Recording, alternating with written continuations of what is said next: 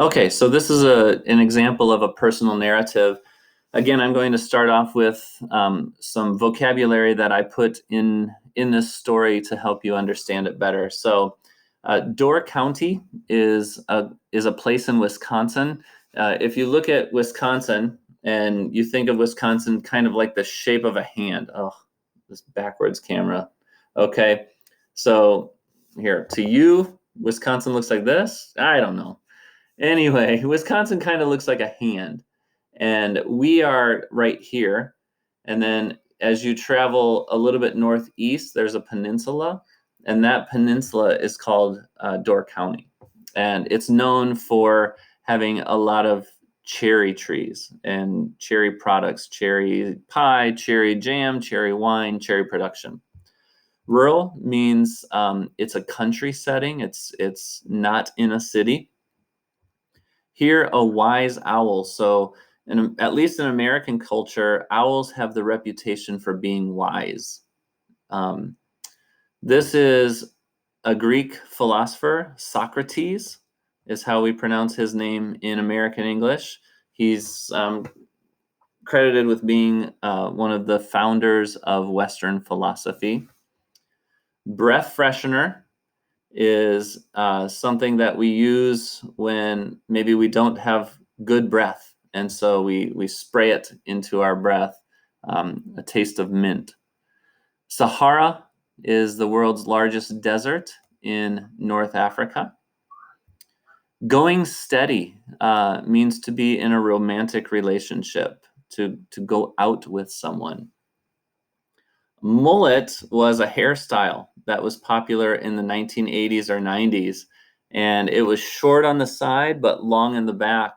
And I wonder, can you recognize this person?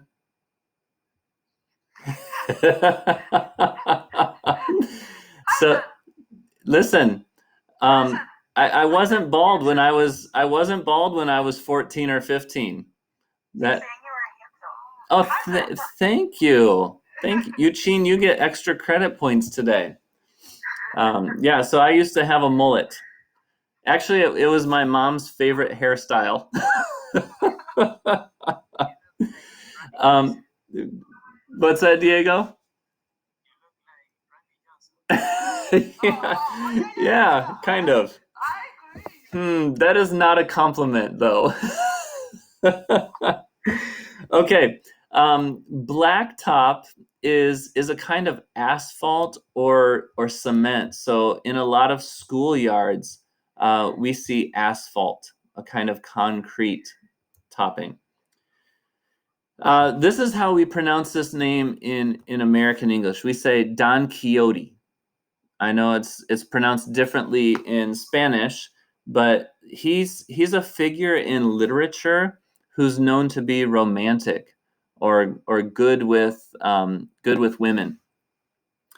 Another metaphor that I use in the book is about a mastiff, and this dog is a mastiff, and these dogs have a lot of drool coming from their mouth. They're very wet dogs.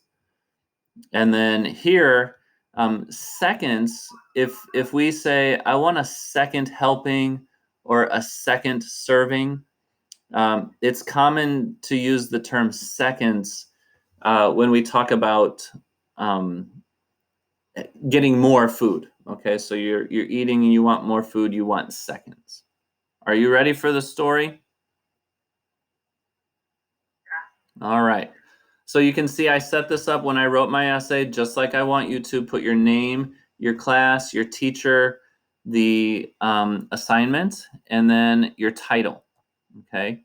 And I'll talk more about the formatting when we get to it. And notice my hook. What kind of hook did I use?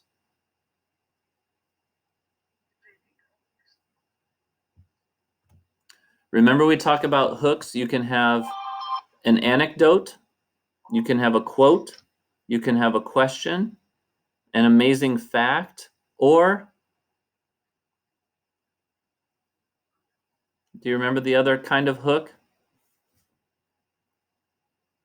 Another good hook is a statistic.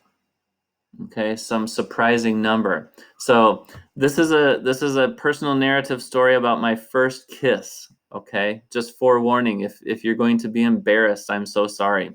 But my hook is a statistic about the world's longest kiss, which was not my first kiss. We already learned a lot of your past, Ryan. You're gonna learn more through this story. The story hasn't started yet. That's right. Okay. 30 hours, 59 minutes, and 27 seconds. That is the world record for the longest kiss. Everyone likes to kiss, but not everyone likes to talk about doing it. My first kiss is not only something I don't like to talk about, it is something I don't like to think about, because when I do, my face gets as red as a cherry at the top of a tree in Door County at the end of July. Simile.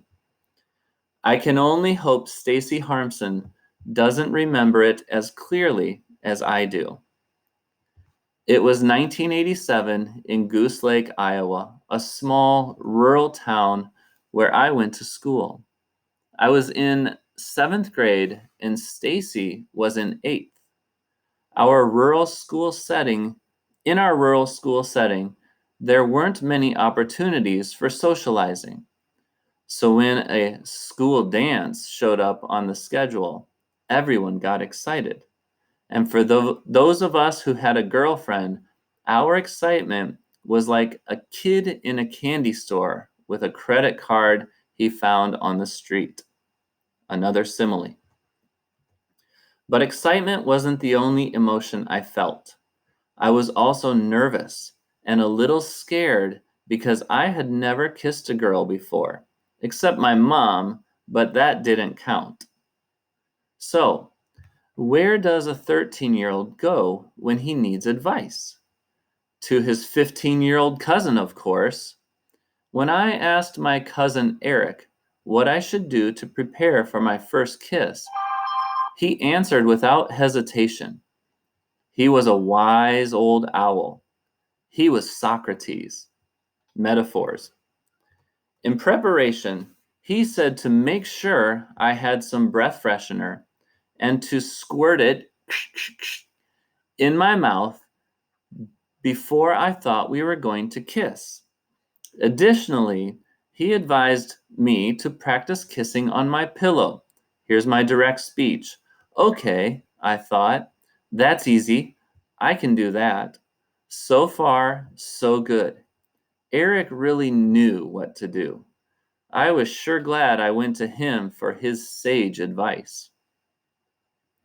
But my big concern was how to act and what to say after the kiss. When I asked Eric, who in retrospect means looking back, had probably never kissed a girl, he told me exactly what to say. When he told me, I thought, "Oh, that's great. I'm going to say that." Another thing about living in a small town is that everyone knows everything about everyone. Before our big night, there was plenty of talk at school about who was going to kiss whom. Every day, new couples were being formed because no one wanted to be left out of the fun. But when the reality of a real kiss sank in, not many could deal with the pressure, and relationships went sour as quickly as a glass of milk sitting in the middle of the Sahara. But that was not the case for Stacy and me. We were going steady for a few months, and this dance was our first chance to be alone. When the big night came, I made sure I looked good. I combed my mullet back on the sides and to the side in front. I also had a fresh bottle of breath freshener, so my mouth would smell as sweet as a baby's. Another simile. As the dance began, Stacy and I found comfort in our group of friends.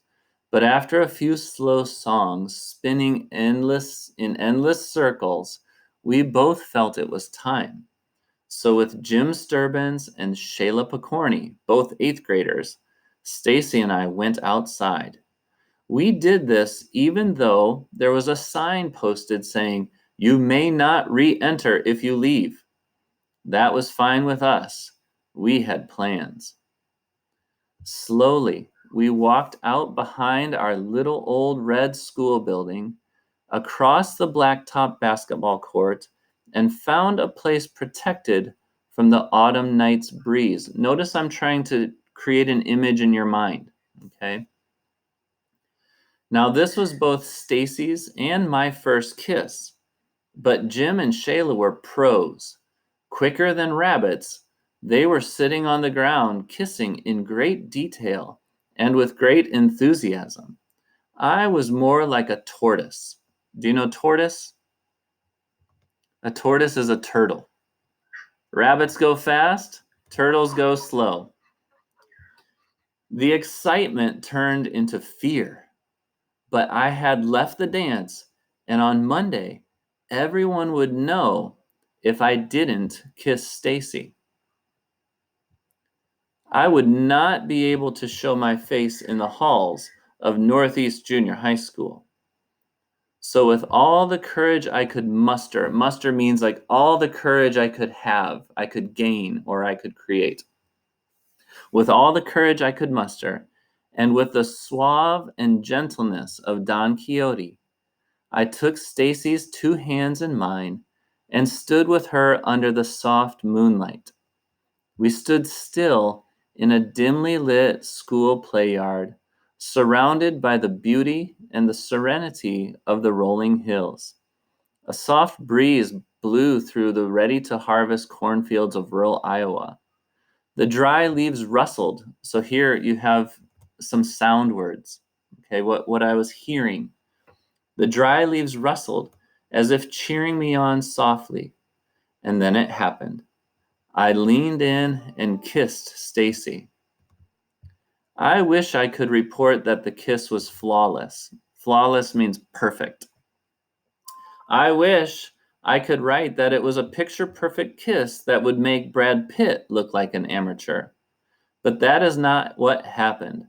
No, my friend, my first kiss was wetter than when a mastiff puppy thinks your face is a lollipop. And it is with great regret that I report the sloppiness of that kiss isn't even the worst part of this story.